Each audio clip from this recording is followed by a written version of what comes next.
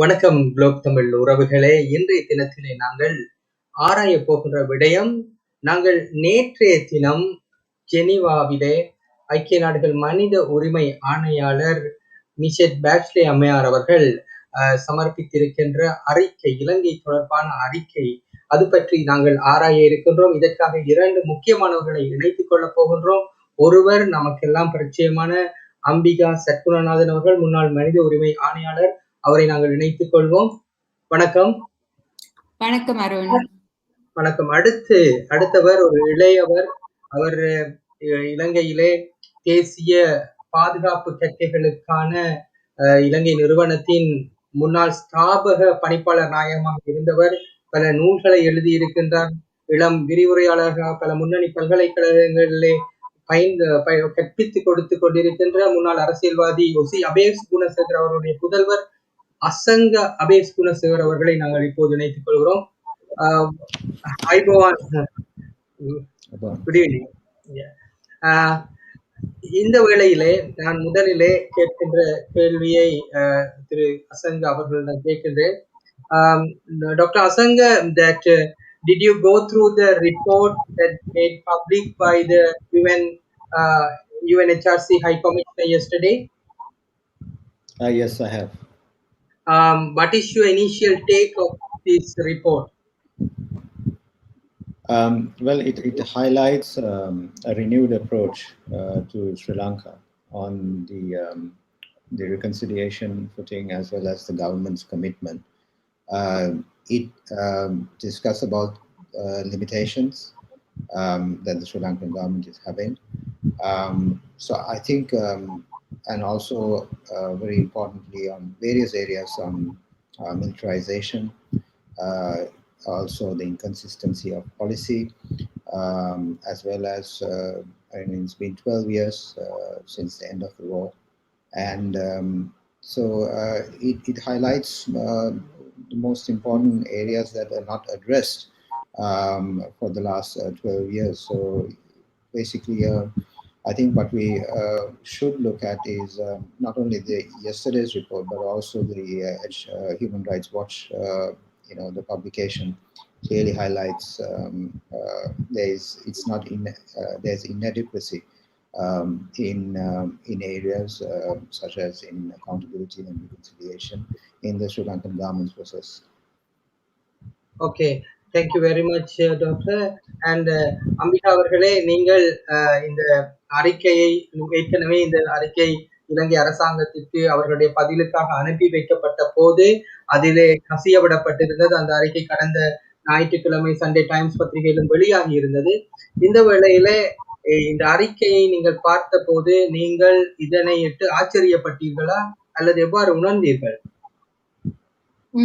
ஆச்சரியம் என்று சொல்வதற்கு இல்லை. ஆனால் இப்ப இந்த அறிக்கையை பார்த்தோம்னா அறிக்கை முக்கியமானது. இப்ப டாக்டர் அபேஸ் சொன்னதிலும் பார்க்க அதுல அதெல்லாம் அவர் சொன்ன விடயங்கள் எல்லாம் அடங்கி இருக்குது. அதாவது சிறுபான்மையர் அவர்களோட உரிமை மீறப்படுறது, மற்றது இராணுவமயமாக்கல், மற்றது ஜனநாயகத்துக்கு பாதகமான நடவடிக்கைகள், அதாவது அரசியல் யாப்பின் 20வது திருத்த சட்டம், அந்த மாதிரி அதுலயும் பார்க்க முக்கியமான ஒரு விடயத்தை இந்த அறிக்கை என்ன கூறுதென்றாலோ, அதாவது இலங்கை இந்த பொறுப்பு கூறல் அதை சரிவர செய்யறதுக்கு, அந்த பொறுப்பு கூற வைக்கிறதுக்கு, அந்த மனித உரிமை மீறல்களுக்கு பொறுப்பானவர்களை பொறுப்பு கூற வைப்பதற்கு அதற்கு முடியாமல் இருப்பது, மற்றது அல்லது விருப்பம் இல்லாமல், அனேபிளோ அன்வில்லிங் என்று ஆங்கிலத்தில் சொல்லுவோம். அதாவது முடியாமல் இருக்குது அல்ல விருப்பம் காட்டாமல் இருக்கிறதால இத அதாவது மற்ற நாடுகள் இலங்கையின் விடயத்தை சர்வதேச குற்றவியல் நீதிமன்றத்துக்கு கொண்டு போகலாம் என்று மனித உரிமைகளுக்கான உயர்ஸ்தானிகர் கூறியிருக்கிறார். மற்றது இரண்டாவது முக்கியமான விடயம், அந்த மற்ற நாடுகள் பாதிக்கப்பட்டவர்கள் மற்றும் உயர்ஸ்தானிகளின் அலுவலகம் ரெண்டுக்கும் உதவி பண்ண சொல்லியும் அவ கேட்டிருக்கிறார். அதாவது அந்த மேற்கத்திய வேற நாடுகள்ல அந்த உள்நாடுகள்ல இதற்கான என்ன சொல்வது சட்ட நடவடிக்கைகள் எடுக்கிறது. என்றால் இந்த ரெண்டு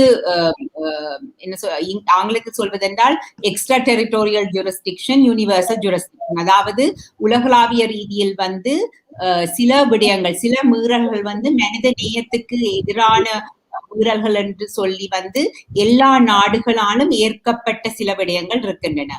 அந்த விடயங்களுக்கு வந்து வெவ்வேறு நாடுகள் தங்கள் உள்நாடுகளிலேயே சட்ட நடவடிக்கைகளை எடுக்கலாம்.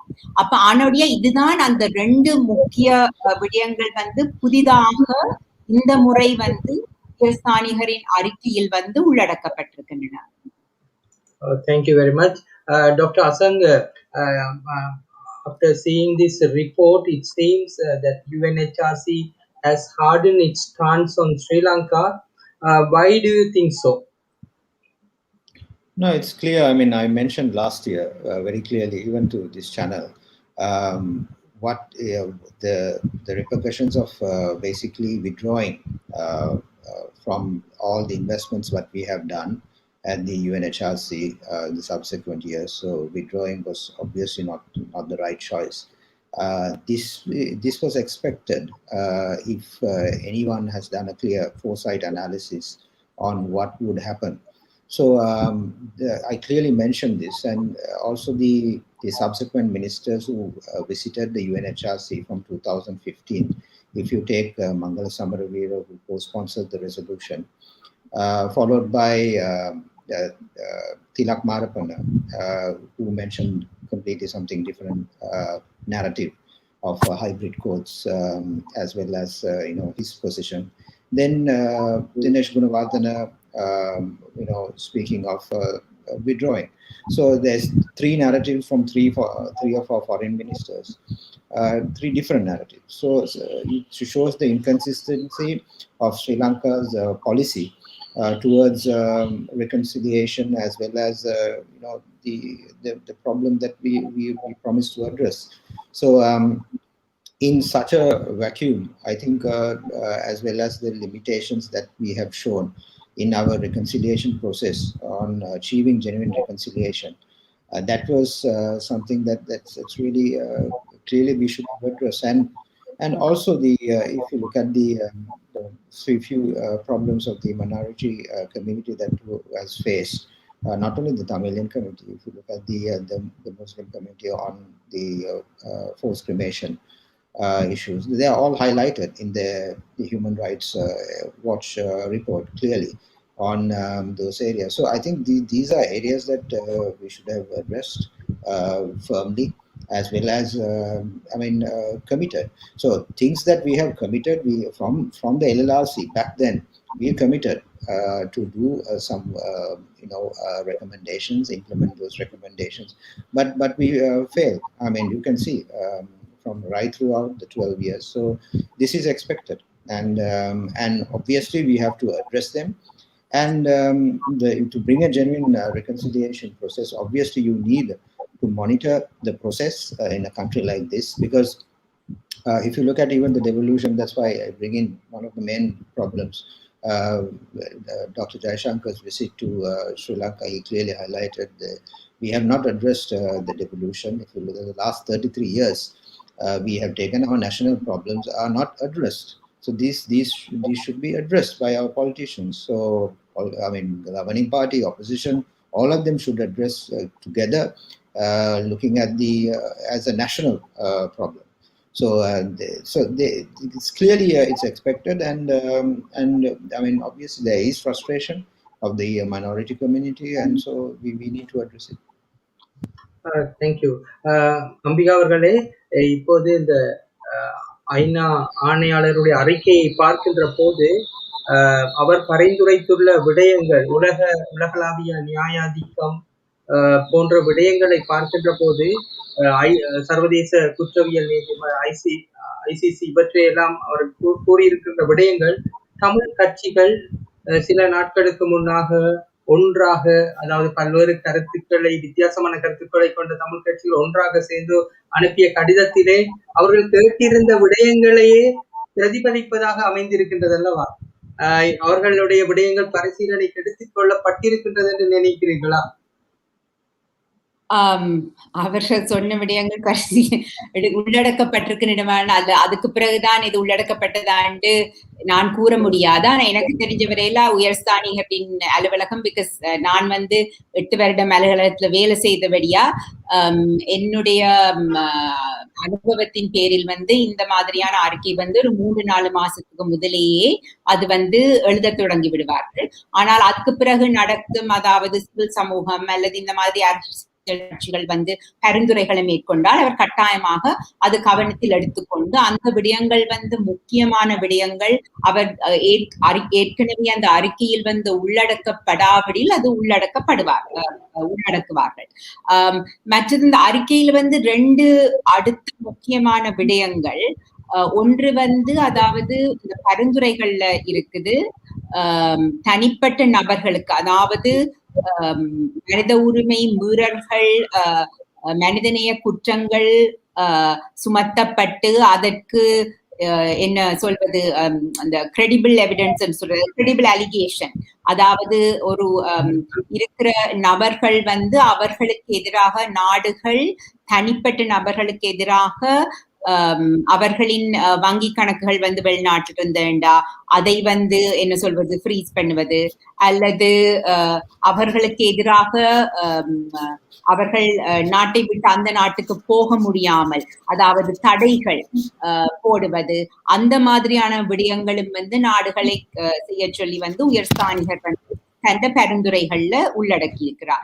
இது உண்மையாக்கி இந்த நான் முதல் சொன்ன 2 விடயங்கள் மற்றும் இந்த 2 விடயங்கள் மிக முக்கியம். ஏன்னா நாங்க இந்த உயர்ஸ்தானிகர் போன வருடம் அல்ல, அதுக்கு முதல் உயர்ஸ்தானிகர் மனித உரிமை பேரவைக்கு முன்னால அறிக்கைகளை நாங்க பார்த்தோம்டா அதுல இருந்து இப்ப எவ்வளவோ தூரம் வந்திருக்கிறோம். ஏன்னா முக்கியமான விடயம் அந்த அறிக்கையில சொல்லியிருந்தாலோ இலங்கை இந்த விடயங்களை சரிவர ஆராய்ந்து விசாரித்து பொறுப்பு கூற வைப்பதற்கு இலங்கைக்கு விருப்பம் இல்லை அல்லது முடியாமல் இருக்கின்றது. ஆகையால் இனி உள்நாட்டு பொறிமுறைகள் வேலை செய்ய மாட்டது, அந்த உள்நாட்டு பொறிமுறையிலிருந்து பலன் கிடைக்காது. ஆகையால் கட்டாயமாக இதை சர்வதேச ஒரு பொறுப்பு கூறல், ஒரு சட்ட நடவடிக்கைக்கு தான் எடுத்துக்கொண்டு போக வேண்டும் என்று உயர்ஸ்தானிகர் கூறியிருக்கிறார். இப்ப அந்த மாதிரியான நடவடிக்கைகள், அதுவும் இந்த பூகோள அரசியல்ல இந்த காலத்துல, இந்த பெருந்தொற்று இருக்கிற காலத்துல எடுக்கிறது கஷ்டம். என்ன நீங்களே பார்த்திருப்பீங்க, மனித உரிமை பேரவரை அங்கத்தவர்கள், மற்றது பொருளாதார ரீதியில இப்ப இந்த பெரும் தொற்றின் காரணமாக எல்லா நாடுகளுக்கும் கஷ்டம் இருக்கின்றது, பொருளாதார கஷ்டம். ஆகையால் அந்த நேரத்தில் இந்த மாதிரியான இதற்கான ஒரு சிறப்பு நீதிமன்றத்தை நாங்கள் ஸ்தாபிப்பதென்றால் சர்வதேச மட்டத்தில் எவ்வளவோ பொருள் வளம் தேவை, நிதி வளம் தேவை, அது இப்போ முடியாமல் இருக்கும். ஆகையால் இது அதாவது இது பயனடைவதற்கு அல்லது அந்த மட்டத்தில் கொண்டு போறதுக்கு கட்டாயமாக ஒரு பொறிமுறையை ஸ்தாபிப்பதற்கு நேரம் எடுக்கக்கூடும். ஆனால் அதற்கு நாம் அழுத்தங்கள் கொடுப்பதற்கு இந்த உயர்ஸ்தானிகரின் அறிக்கை என்பது மிக மிக முக்கியம். இதை அடித்தளத்தில் வைத்துக் கொண்டுதான் நாங்கள் இனி மற்ற வேலைகளை செய்ய வேண்டும். Thank you. Dr. Asankar, that now, as you also pointed out, that present this report is severe than the previous reports. But there's a perception among the people in our country that UNHRC cannot do much beyond making recommendation. It doesn't have any binding powers, so any they cannot punish, they cannot make any drastic decisions. So we know that the recommendations such as travel bans, asset freezes, and ICC prosecution, can it be materialized, or is it just merely a talk only, no action? How do you think? What is your take on this? Yeah, it is not only about, I mean, it's not only about the march. I mean, I'm looking beyond this. So I'm looking at a solution. I'm someone, basically, we as a community, it's not about prosecuting only. It is about also finding a genuine reconciliation solution for the country. It's about building trust. This is what the international community is trying to assist. And clearly, I have mentioned from 2011 the importance of having basically an international party to basically look at our processes and to work with them. So the question is building trust. While there is a narrative coming from the local political dynamics, so basically about stories such as Ruhunu Maya PT, the ancient maps, they're talking about which is not, they are not feasible. These are long gone thoughts. So they are also talking on LTT coming back, and one professor from Singapore. These are all rubbish. It's there is nothing like that. There are no credibility to these arguments. What we need to build is trust. See, it's one of the core areas. Here, politicians need to sit together, and here you can't, because they are talking a different narrative. So how do you sort of build? Here's a international community trying to assist us. You should not see them as a hindrance to our process. They are trying to assist us. And if you look at in reconciliation, now see, we are talking about selective reconciliation. This is where the problem is. You want to reconcile with one particular Tamilian group, you don't want to reconcile with the other particular. I mean, how do you do that? Where in the world has reconciliation worked like that? It's nowhere. So you can't do selective reconciliation. You have to do with the entire community. You have to address them. So these are things that we want to. We think that we can put it, brush it aside, and then move forward. But you can't. It will emerge again. So as my assessment is that if you don't address these things, it will come back again. So it's not about defeating ideologies. It's not about removing symbolic, symbolic whatever that is there, or going into a mother's house, commemorating with a mother. It's not about that. It's about healing the wounds. You see, there are so many mothers who are in pain, and there are so many wars. So we have to address that. So you can't. I mean, this is something that we have to accept. The international community is trying to assist us, and that has to be understood. Thank you doctor. Ambika அவர்களே, இப்போது இந்த அறிக்கை வந்துவிட்டது. இதற்கு பின்னர் ஒரு யுஎன்ல நீங்க work பண்ணி இருக்கிறீங்க. அப்படி இருக்கும் போது யுஎன் செயற்படுற அந்த பொறிமுறை எங்களுக்கு தெரியும். இதுக்கு பிறகு டைம் லைன் என்றது எப்படி இருக்கும்? நார்மலா என்ன நடக்கும்? அது கஷ்டமருன்னு சொல்றதுக்கு இருந்தாலும், மனித உரிமை பேரவை உங்களுக்கு தெரியும் 47 நாடு இருக்கு.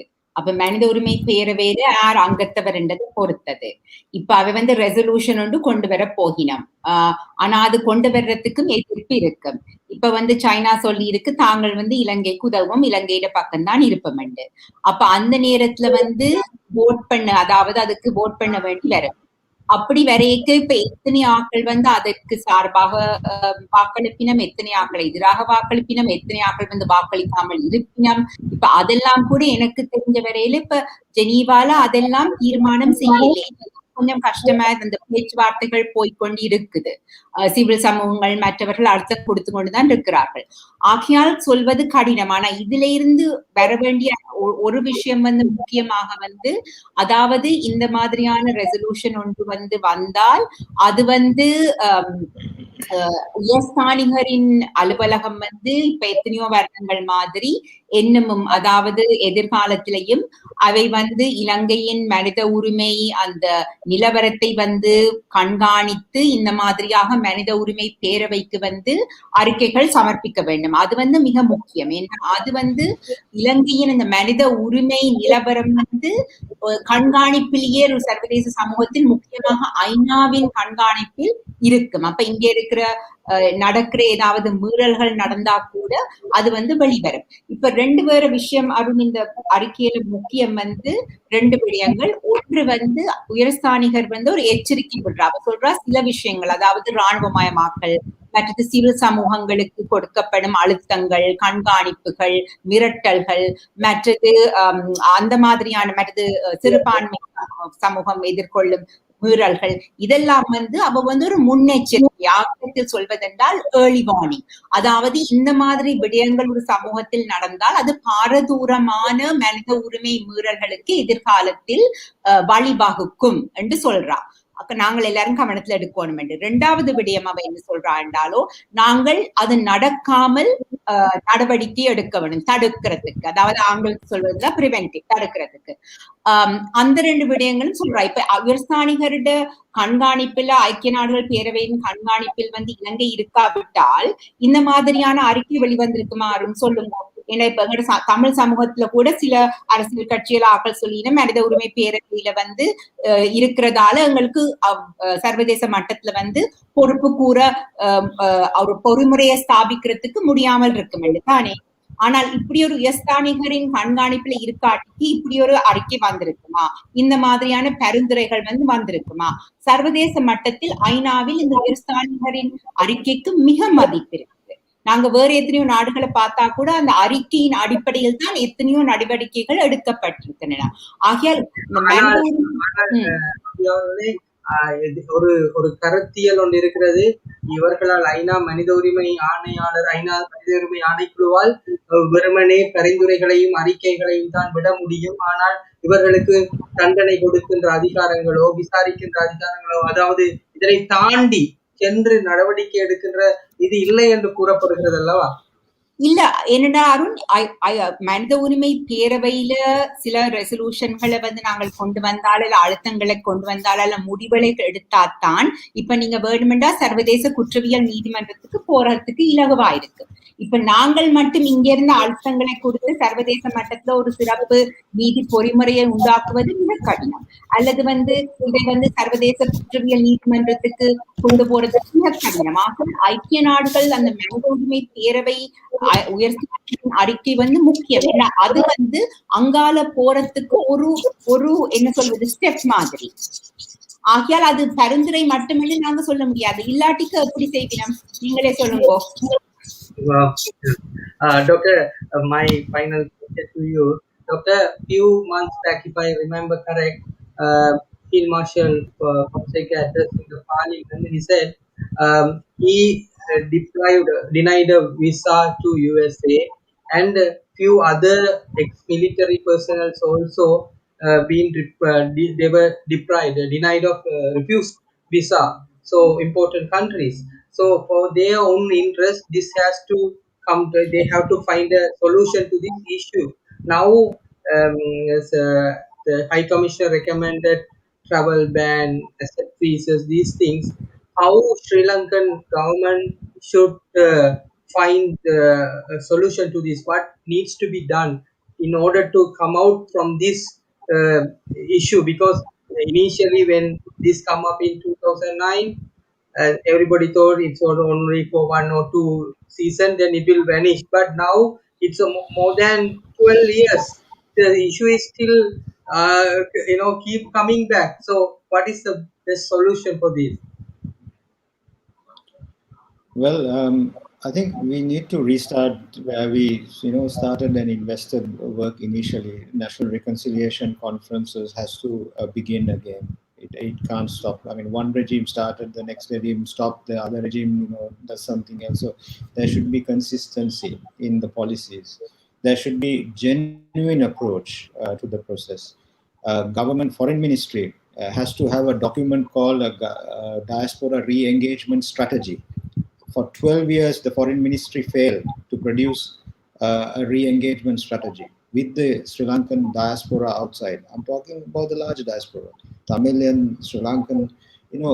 This diaspora can help the country. They are disconnected with Sri Lanka.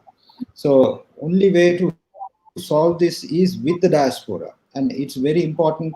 If the Indian diaspora help India, why can't the Sri Lankan diaspora, how much assistance can they bring to the country? So it's very important. We have to first identify where we have failed. The problem is they don't talk about the failures. they tend to sort of hide it. And this is very sad for a country, because you need to talk about where we went wrong. Then we talk about, okay, if you're doing a museum, now they want to do something like to remember for the next generation. So you have to depict all on the entire story. So you have to teach the next generation that these things will not happen. Remember, these were political problems. We did not solve these problems. That's why it ended up like that. So here is again another problem. We are just passing it every year, passing it.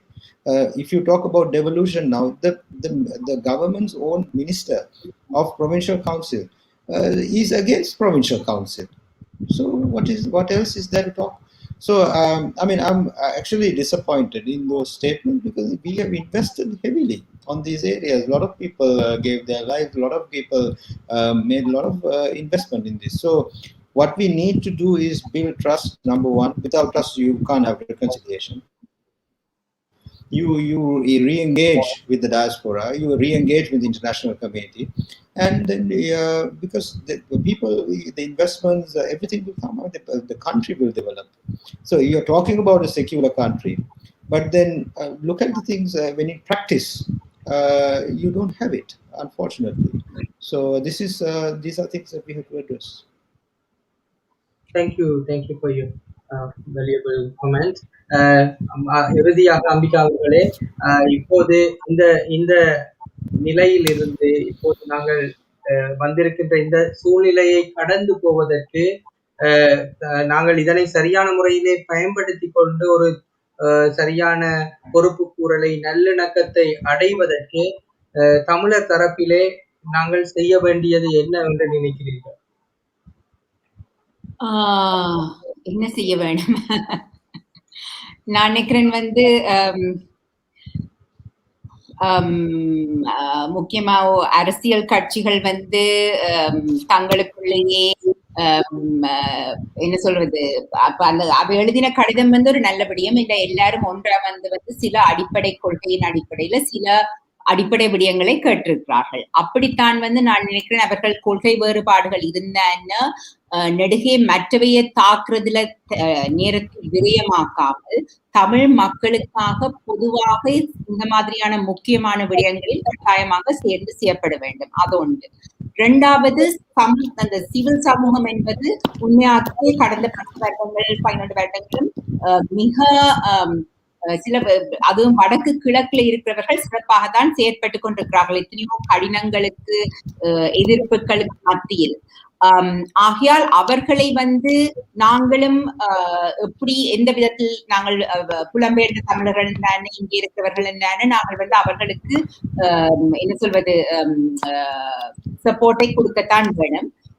மற்றது முக்கியமாக மனித உரிமைகளை பொறுத்தவரைக்கும் நாங்கள் தொடர்ந்து உள்நாட்டில், இந்த வெளிநாட்டுல பொறுமுறை தேவை நாங்க சொன்னாலும் நாங்க உள்நாட்டுல அரசாங்கத்துக்கு இருந்து நாங்க உங்களுக்கு இந்த மாதிரியான விடயங்கள் தேவை என்று சொல்லி நாங்கள் டிமாண்ட் பண்ணி கொண்டே இருப்போம்.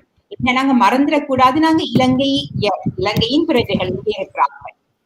அப்ப இலங்கை பிரஜைகளுக்கு என்னட்டை உரிமை இருக்குத்தானே என்ற அரசாங்கத்திட்ட கேட்க, பிகாஸ் நான் அவர்களுக்கு வாக்களிச்சேனோ இல்லையோ இப்போ அவர்கள் தான் அதிகாரத்தில் இருக்கிறார்கள், அவர்கள் தான் அரசாங்கம்.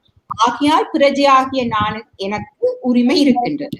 ஆகையால் நாங்கள் வெளிநாட்டிலே ஐக்கிய நாடுகள் ஸ்தாபனத்தில் அந்த வேலைகளை நாங்கள் அழுத்தங்களை கொடுத்து கொண்டிருக்கும் அதே நேரம் நாங்க உள்நாட்டிலையும் குரல் கொடுத்து கொண்டு அழுத்தங்களை கொடுத்து கொண்டுதான் இருக்க வேண்டும். நன்றி.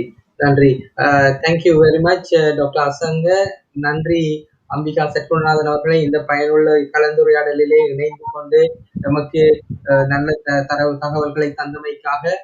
அன்பு நேயர்களே, ஜெனீவாவிற்கான முன்னாள் இலங்கை தூதுவர் கலாநிதி தியான் ஜெயதிலக் அவர்களுடனான நேர்காணலை நாங்கள் விரைவிலே குளோப் தமிழிலே ஒளிபரப்ப இருக்கின்றோம். அவரும் தன்னுடைய பல காத்திரமான கருத்துக்களை இந்த விடயம் தொடர்பாக தெரிவித்து இருக்கின்றார். அந்த வகையிலே இன்று இணைந்து கொண்ட இருவருக்கும் நன்றிகளை தெரிவித்து, once again thank you Dr. Asanga, thank you for joining the show. Okay, நன்றிகள். நன்றி அருண்.